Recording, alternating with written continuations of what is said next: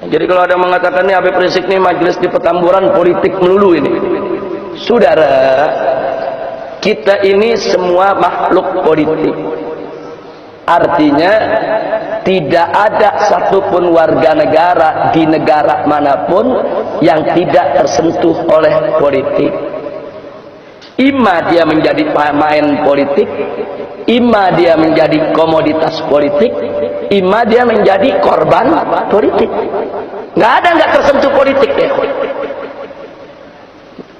Buktinya bagaimana? Mari kita lihat. Kita warga negara.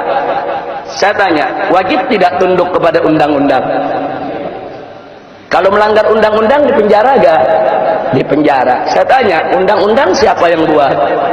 DPR. DPR lembaga politik bukan? Itu keputusan politik, saudara. Anggota DPR musyawarah membuat undang-undang, diambil keputusan, undang-undang itu diberlakukan kepada setiap negara. Itu keputusan politik. Jadi siapa bilang kita ini bisa terlepas dari politik? Nggak bisa, saudara.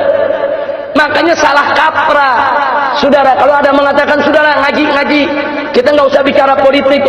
Kalau kita nggak bicara politik, nanti para bajingan yang main politik, saudara. Kalau umat Islam tidak berpolitik, nanti yang berpolitik itu koruptor, bajingan, orang kafir, saudara, orang-orang yang akan ngerjai kita semua. Nggak bisa. Sekarang umat Islam jangan berpolitik, umat Islam jangan bicara politik. Akhirnya umat Islam pada bodoh soal politik, sudah. Kiai nggak ada mendekat ke politik, habaib nggak ada mendekat ke politik. Akhirnya yang masuk ke jurang politik hanya para bajingan, para penjahat, saudara. Mereka yang tidak menjalankan ajaran agama.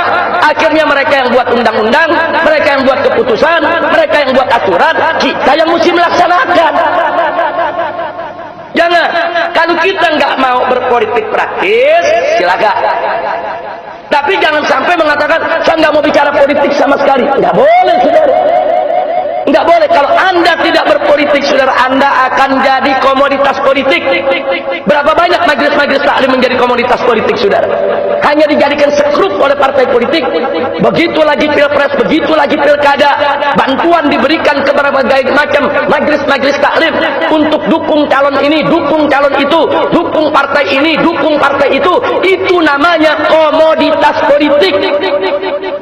Hanya diperalat kok, cuma dijadikan sekrup kok.